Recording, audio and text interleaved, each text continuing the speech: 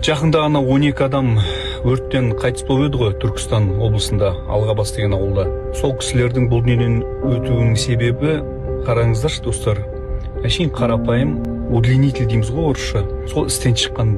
Өкініштісі кәдімгідей қазақтың екі отбасы, ойлаңыздаршы, түгелдей. Осындай қаралы оқиғаларды оқисың да, жүрек кәдімгідей елжірейді, ауырады. Қазақтың саны енді былай көтеріліп келе жатқан кезде болмайтын нәрседен ажал құшып жатқандарына қарайсың да, жүрегің кәдімгідей ойландырады да. Ойлайсың да, мынау бізде қазір көптеген заттар айтамыз ғой, жаңа некачественный деп айтамыз, сапасыз, арзан бағада деп.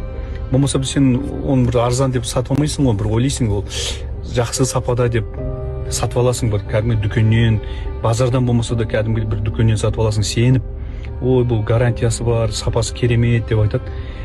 Бірақ айналып келген кезде осылай сапасы нашар, оны біз білмейміз ғой, біз өзіміз оның бір маманы болмағаннан кейін қағаздың гарантиясын бүйтіп көресің, бір қарайсың, бір түбінде сол нәрсе электр қуатынан болған дүниелер, көбінесе микроволновка, жаңағы холодильник, мынау жаңағы шаш кептіргіш дейді, плойка дейді ма, солар көбінесе өртеніп жатады ғой. Солардың кесірінен үйлерде өрт болып жатады, адамдар қайтыс болады.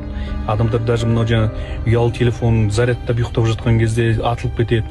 Осындай нәрсеге қатты көңіл бөліңіздерші, қазақ елі. Мейлінше сақтаныңыздаршы. Біздің қазақтың саны тек қана көбейсінші.